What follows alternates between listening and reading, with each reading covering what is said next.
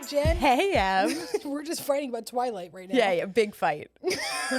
We're in one of the biggest fights we've ever had over Twilight. And do you want to share why? I just feel like you're defending Bella, and I don't know why. Bella. I'm not defending her. I just, I'm just trying to make sense of. Are you Team Jacob? Once again, wasn't like a big Twilight fan, but if I had to pick, I think I'd say Jacob. Oh no, Edward. I think Edward. You're emotionally immature. He had sparkly skin. Who wouldn't want that? I feel like the biggest red flag is if you're Team Edward. Okay. He is problematic as fuck. Agreed. But isn't that like part of the fun? It's a good point. Right? This is why dysfunction is sexy. Toxicity. Yeah. This has nothing to do with today's topic. Actually, we should do an episode on that. What, your Twilight? No. Views? Can we please do a full episode about Twilight? 100%. I mean, if it's really important to you, 100%. There's like people on YouTube that will watch a movie. Yeah. And they live review it or some shit. Yes. Speaking of, did you watch The Life List on Netflix?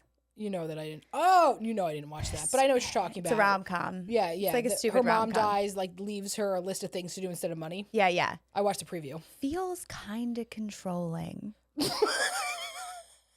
From the grave. I didn't watch it. Was it controlling from the grave? Listen, it's got a cute, there's a lot of family dynamics in it that I could do YouTube channels on analyzing Twilight. Twilight or other movies, but Twilight. We know where your heart lies. I just feel like I have a lot to say. Clearly, I think we need to do it. All right, but if you got to choose your name, what would it be and why? Mine is so quick. Renesmee.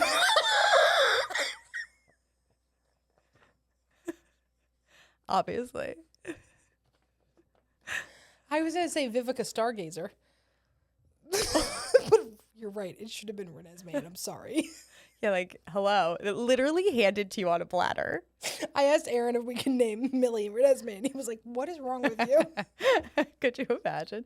Okay, can we rewind to Vivica Stargazer, though? Yeah, that's my fake name. Is it like a... It's like my fake name I use. You use it, regularly? If I need it for something. What do you need it for? I'm going to, sign up for a raffle. How do you know if you won? Because I put my bullshit Gmail address, But then they'll be weird that her bullshit Gmail address doesn't start Vivica Stargazer. Maybe I should make one. What raffles are you entering into?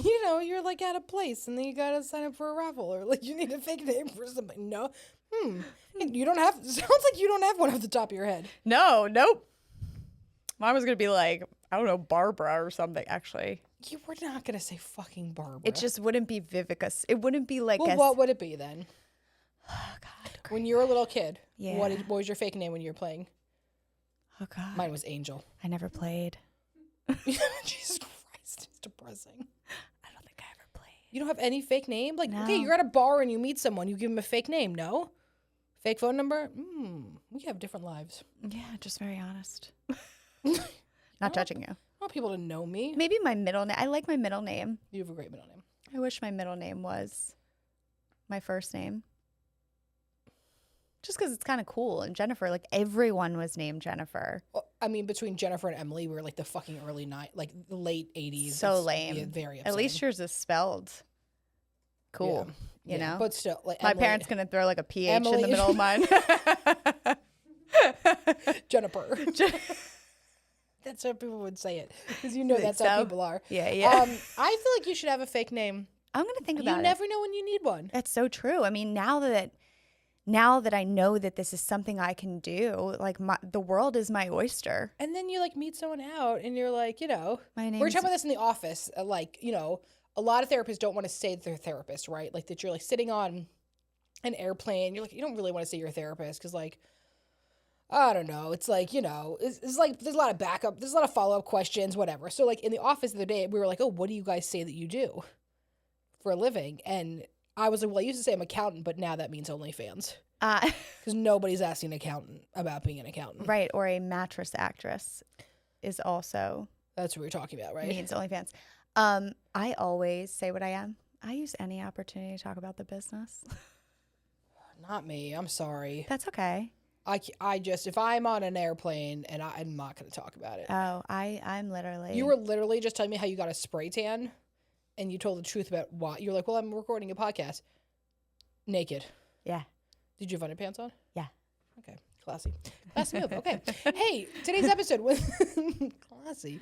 When therapy isn't working, unrealistic expectations about the process. Yeah. Let's talk about this. I'm so excited to talk about it. What? Because I love talking about being a therapist, apparently. I love it. When you can start. Someone said how to know when you've outgrown your therapist. Yes. First thing I'm going to say, I just want to normalize that, like, it's normal in therapy to hit kind of like these stagnant points. Yeah. Just like you would in a workout, what you would learn. You know what I mean? Anything. Like baking, learning a fucking skill, whatever. Like, there's plateaus. Yeah, there's plateaus. And the important thing is being able to talk about it. You can bring that into therapy to have a conversation with your therapist. But very specifically, how to know if you've outgrown your therapist. If you're a therapist, if you went to see your therapist for something very specific, that was their specialty, you went in to talk about it, and you're no longer dealing with that very specific thing, and what you're dealing with now, your therapist doesn't specialize in it, that's a really good example of when you've outgrown your therapist. And it is completely natural and helpful to talk to your therapist about that. Like, hey, I know, when I came in, I was dealing with XYZ that you specialized in, and now I'm kind of leaning more towards relationships and whatever. And it doesn't, I think I want to find someone who specializes in that. That is absolutely okay and important to have that conversation. And I think it's important for your therapist also to know what's out of their scope of range, right? Yes. So like one of the things I know I don't work with is OCD, right? Like OCD is a very specific training. It's different information. There's things that you can do in individual therapy that actually goes against OCD progress. Yeah. So I'm quick that if we are working together throughout that work, we realize like, oh, actually this is probably OCD. I have that person go get an assessment, and then they have to go see an OCD therapist. Yeah. It is not the work that I do. Terry Real talks about this a ton, that Terry Real hates individual therapists. He gets very mad at individual therapists. He feels like often individual work is counterproductive to couples work. Yeah. Well, that's why, as systemic therapists, and I think this is a common myth that we can myth bust. Mythbusters, remember that show? Do you remember that show? Do you remember it? Yeah, and it was like like, what were the myths? Oh, it was like if you put Pop rocks in and a Coke will yeah. really explode, Like, will you die, right? The hard-hitting questions. Yeah, the really big ones. Great show. Not how to really helpful. Not how to fix world hunger. But there's a myth, right? So, like, we are licensed marriage and family therapists. A lot of people that work in our practice are licensed marriage and family therapists. And even the ones that are not, we're all like we're systemically trained. Systems are kind of a big part of our practice. And so part of that is because we all live within context of a system. So people come to marriage and family therapists or someone who does systems for individual therapy. Like typically if it's your first time in therapy and you're hearing, oh, you're a marriage and family therapist, you only work with marriages and family, and that is not true. You actually work a ton with individuals and you think about them in the context of their relationships.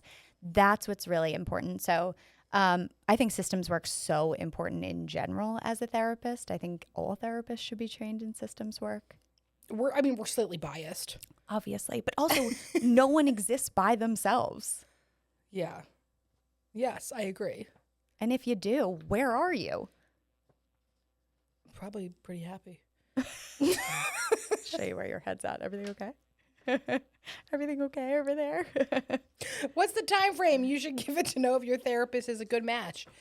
In general, we say 3 to 5 sessions. Yeah. Listen, we're big into, right, like do the consult on the phone.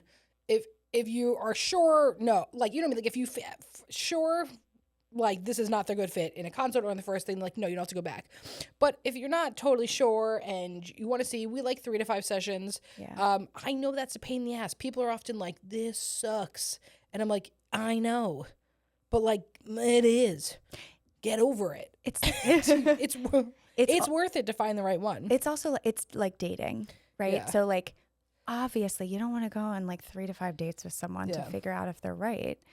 But it's part of the process. Once again, it's worth it to find the right one. Yeah. You have to date. You have to figure it out. You have to go see a therapist a few times to figure out if it's the imagine right. finding a therapist as a therapist. It is horrible for us. Not that I'm like, everyone feel bad for me, but also everyone feel bad for me right now. We're in a group chat with a bunch of other therapist friends, and someone the other day was like, I need a new therapist. Yeah. And we're all like, oh, good luck, motherfucker. Good like, luck. we're sending names, we're giving suggestions, but it is incredibly difficult. It's so hard. I went to like 8 different therapists before I found the right one. Yeah. And I, when you're looking for a therapist and you're like, okay, I really need to find, it's almost like finding a doctor, right? You know how you're like, I want to find a primary care physician who I just like know that I can trust them. And I feel sometimes you have to see a bunch. I don't know if people but really also do like, that. how often do you have to see your primary care doctor? Not Like, that often. You don't have to like love your primary care doctor. Like, do you feel like they're good at what they do? Do you feel like they listen to you? Yeah.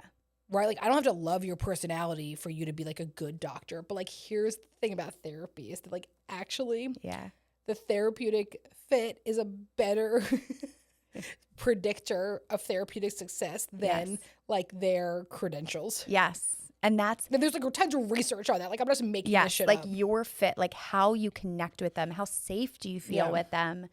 And you can go to a bunch of therapists. And once again, I know this process is arduous. You can go to a bunch of therapists until you find the right one. And sometimes you go for a little bit and you're like, that didn't work out. You take a little break. You look for another one. You find another one. You go for a little bit. That didn't work out. Sometimes you have to kind of go through this really annoying process. And I know it's annoying. What's that word you just used? Arduous? Arduous. Sometimes you have such a good vocabulary. I hope I'm using it right. I mean, that was really impressive. You like sound like Webster's. Well, I am Miss Webster. Webster herself. That was really good. Wow, thank you. Your vocabulary just, changed everything. It was amazing. you. Okay, so important things you can ask yourself when you're thinking about doing these therapeutic fits, right? Do I feel emotionally safe? Do I feel like I am seen and being heard?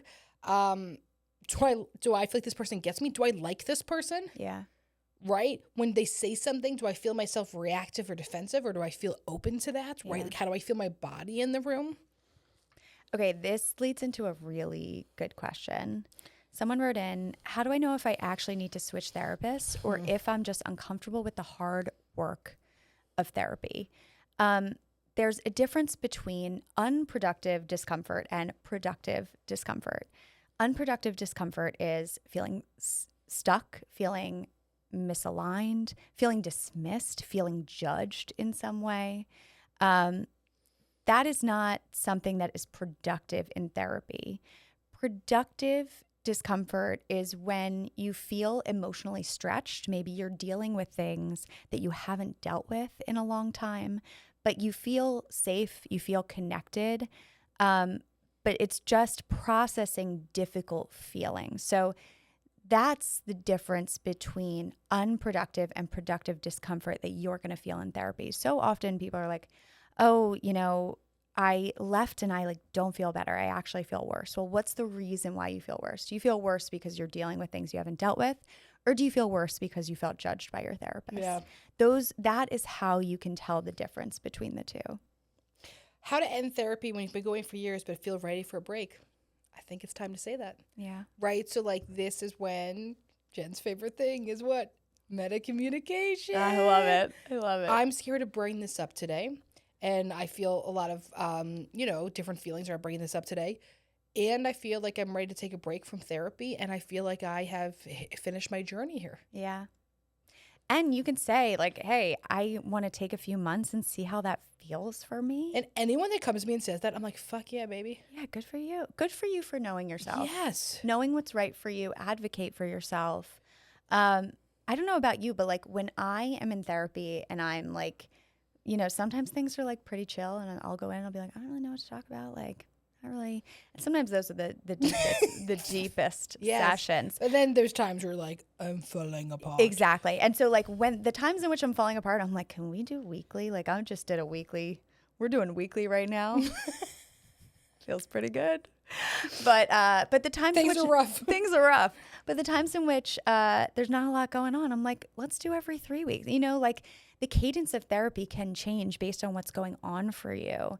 Usually at the beginning, you know, especially in couples therapy, therapists will recommend like, let's do this very consistently. So just so I can get to know you first. Like at the beginning, your therapist is getting to know you, getting to know what you're working on.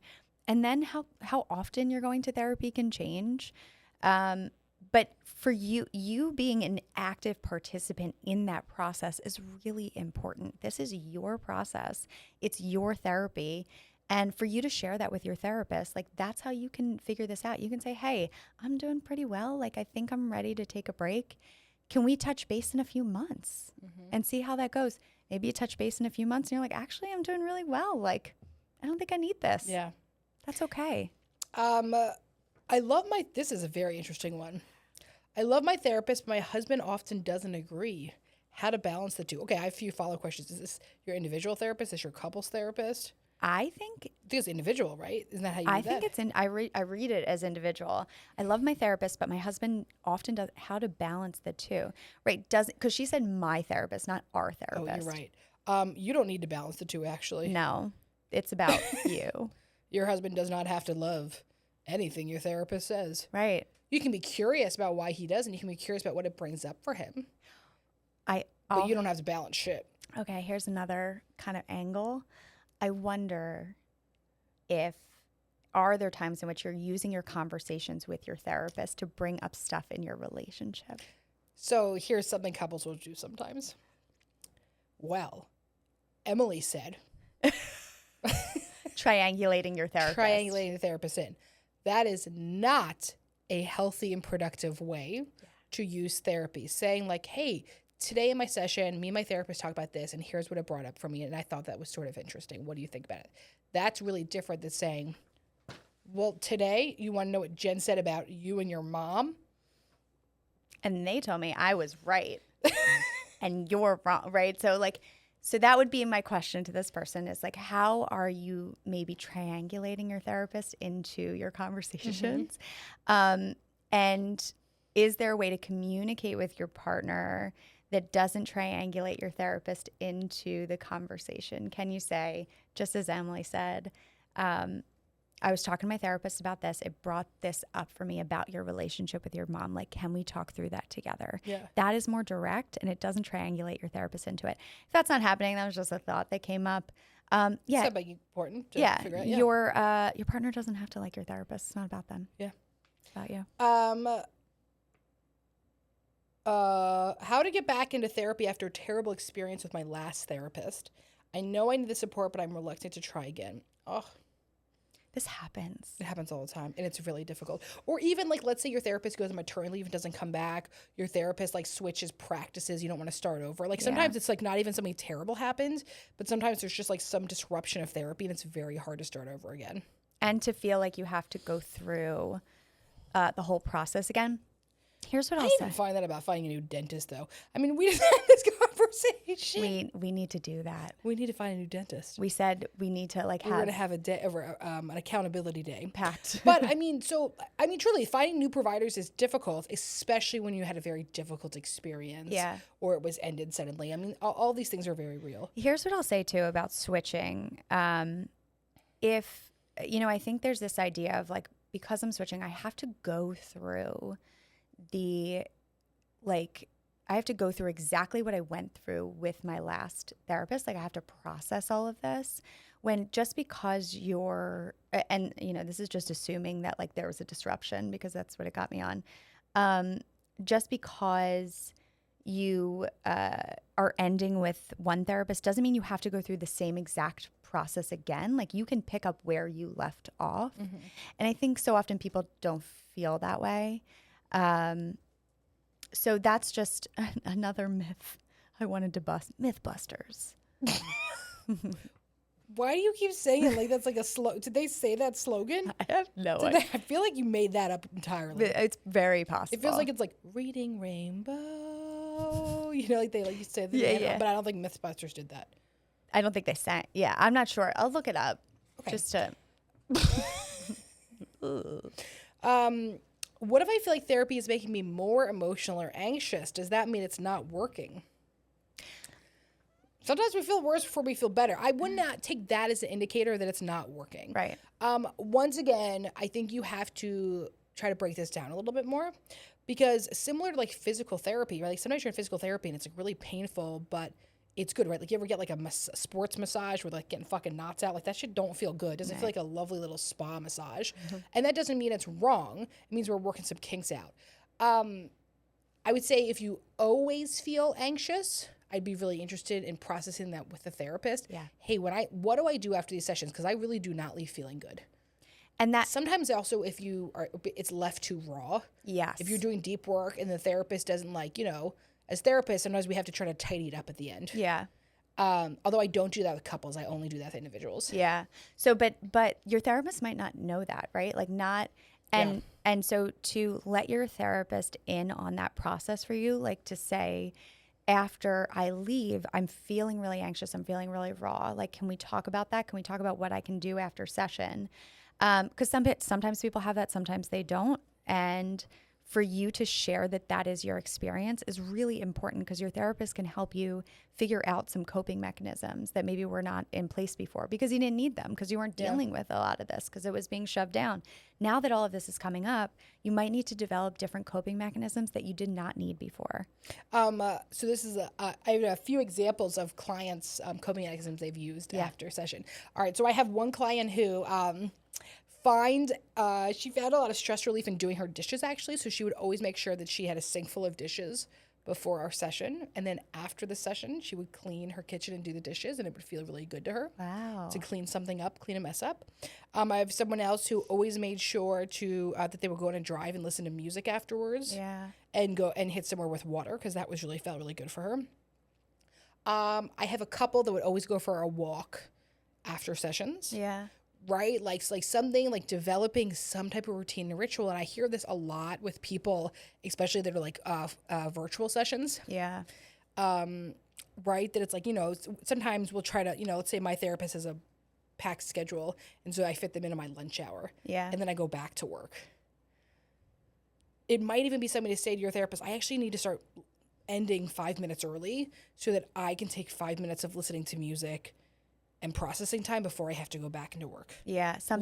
Something I do as a client is that I have to take my therapy sessions in a place that I'm not doing work. Where do you do them from? I'll just switch chair. I'll sit on the floor, or I'll sit because I didn't know this about you. Yeah, because I'll do it sometimes if I'm like, okay, fitting it in.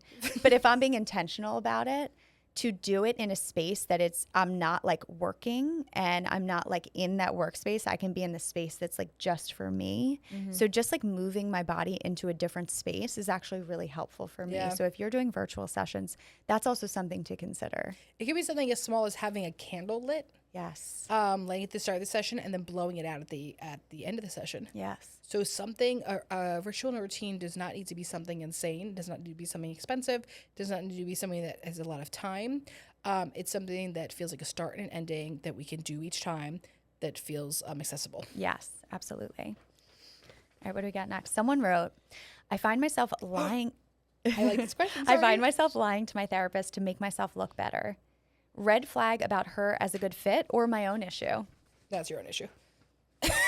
Yeah. Now, that does not mean it's problematic, though, right? Like, lying is often rooted in safety and shame, right? So, like, I want my therapist to like me. Yeah. I really like my therapist. I really respect my therapist.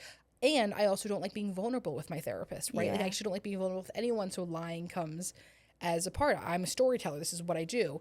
And so I think that it's not this a horrible red flag about her or about you, but it might just be information. And you can just show up one day and be like, hey, I actually realize I've lied a lot to you. Yeah.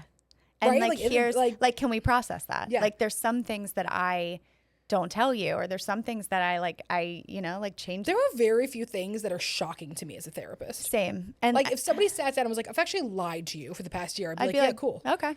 Honestly, on which thing? As a therapist, you almost expect that. Like that people are going to like move the truth. I mean, I guess like, honest. Or to not tell you like everything, right? Like that it's hard to look at ourselves. It's not easy. right? Like it's so much easier if I got in a fight with someone, so much easier to be like, well, they did this, and I was a perfect angel. A story is often very, very subjective. Right. Yeah. So especially like even in couples therapy, when people are telling their two sides, I'm like, well, two sides and then whatever the actual fucking happened, which Right. is nothing what anyone's reporting here. Right. But the fact that, you know, as therapists, we're trained to look at like, there's a reason why you're reporting it in that way. There's a reason why you're lying. There's, you know, because we assume that what you're bringing into the therapeutic relationship is also what you bring outside of the therapeutic relationship. So if the reason is you're lying is I want my therapist to think this way about me, how does that play out in your other relationships? Right. So if you can talk about that process in therapy of like, hey, I really wasn't so truthful about this because I didn't want you to think negatively about me. I didn't want you to think this about me. To be able to talk about that in therapy allows you to take that outside of your therapeutic relationship too and change that and be your authentic self in your other relationships outside the therapy room. And if your therapist scolds you, then it's then red flag with the therapist. then it's a red flag with the therapist. There's the difference right there. Yes. What should I do if I feel like I'm saying the same thing every session but nothing is changing? Here's what I'll say. Repetition without reflection is rumination. So you will bring similar things into therapy, right? But therapy's not just about venting. And I think there's like a common idea that it is. Right? I'm just going to go, I could talk to a friend. Yeah, people say this all the time. Why don't I talk to you? Yeah. Why would I have to go to a therapist? Yeah, I can talk to my dog. People say, what the fuck? What kind of dog do you have? I mean, I could talk to my dog, but he ain't answering. Right, that's what I'm saying. But if he does. How cool would that be? You had one superpower. Talk to my dog. Talk, right. Yeah. Talk to animals. Yeah. All animals. Yeah. But therapy isn't just about venting. It's not just about going in there and laying all your stuff and then leaving, right? It's about like, okay, let's look at this. Let's look at the way that you look at the world. Let's look at the way you handled that. Let's talk about that. It seems that these patterns are repeating. Here's where these patterns come from. Let's look at how these patterns are playing out in your relationships. How are you a part of this pattern? What is it that you can change in that pattern, right? Therapy is about empowering you to make changes for yourself in those relationships in whatever way that means so that they function better for you in a healthier way.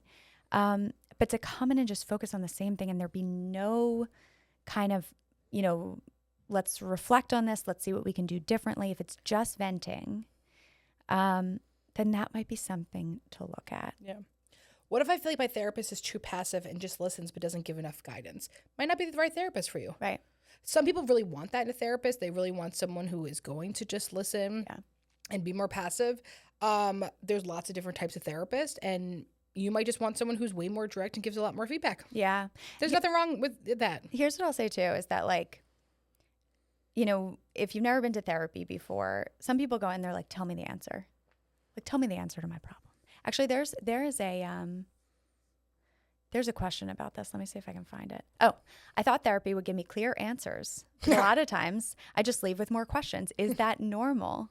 So yeah, therapy isn't about giving you answers, right? If therapy was about giving you answers, it would be the therapist giving you their own answers. It's more about asking better questions so that you can get to the answer that's right for you. And so often we think, I'm just going to go in and they're going to tell me what to do. I think that's also something to look at. Like, are you often looking for other people to tell you what to do? What's hard about making decisions for yourself?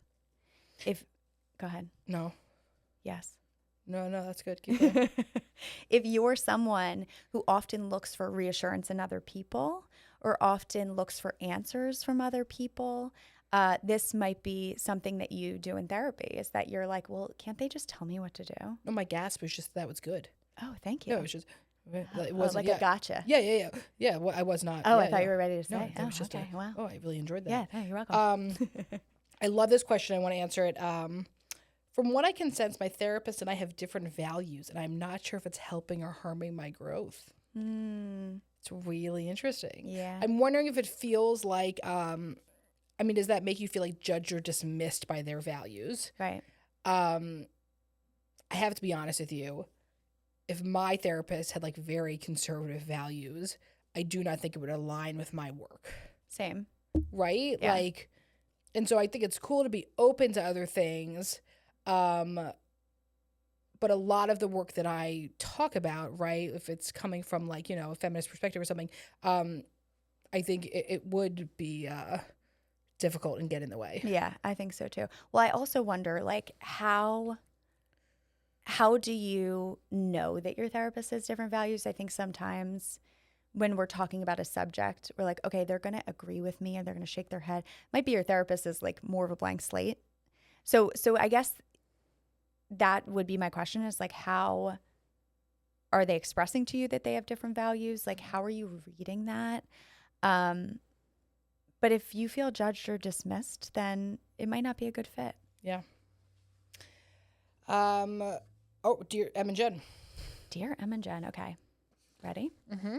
Do you want me to read it? No, I'm going to do it. Okay. You got Dear it. Em and Jen, your podcast is a godsend and has helped me navigate early adulthood with courage and intention. I've recently come under the weather with mono or mono-like illness, and I would love your advice on navigating relationships with a new illness and changes in ability arise. I care deeply about my relationship with my partner, and I feel grief that I am not able to be present as my old self, physically, emotionally, and energetically. I'm worried about how not having physical touch as a tool could impact our relationship while I'm contagious, and how I can express my appreciation now that our household responsibilities have majorly shifted. As someone who is previously highly active and self-sufficient, read, high-functioning codependent over here, accepting help is hard, and I'm struggling with my relationship to my own body, to heal it, to trust it, to heal it, and to accept it in its new form for however long this may last. To top it off, many of my friendships and stress management techniques are from active outlets like dance or yoga classes. Where do I go from here? Sincerely, caregiver. Care receiver. Care receiver. Oh, it's funny that I, Yeah. Oh, do you like Chapel Roan's new song, The Giver? I haven't listened to it yet. By the time this episode comes out, it's not going to be new anymore. Yeah. It's really good. Okay. A few things I'll say. If you care deeply about your partner, I would hope that your partner cares deeply about you. And often we go through physical things where we have no interest in physical touch, right? I could tell you, you can ask my partner going through infertility and IVF if he fucking touched me and wanted to kill him. And he was able to hear and respect that, right? Because your relationship is so much more about anything else than sex, and that like in like deep attunement and relationship and true intimacy. Yeah. So life happens. We get sick. Yeah. You know what I mean? We have things going on with our body. We don't want to be touched. We're contagious. We don't feel comfortable touching others, whatever it is. I think there's something interesting here about how much you're talking about who is previously highly active and self-sufficient. I don't think it's previously, my love. I think it's actively. Yeah. So even though you might not be over-functioning, you're clearly overthinking. Yes. A lot of this. Yeah. And I'm imagining that a lot of the things you did, like dance or yoga classes, probably helped you with that rumination and overthinking, and you don't have that right now. So I love the idea of us having self-care that is not just physical, because what happens in our lives, if something happens, we become disabled, we are unable to, you know what I mean? We twist an ankle, we break something, who the fuck knows, things happen. Yeah. There's COVID and all the studios shut down, right? We all live through that. And so it's a wonderful time to say, have to adapt something new. Maybe what that looks like is meditation. Maybe what it looks like is music, is sewing, is crocheting, I don't fucking know, whatever it is.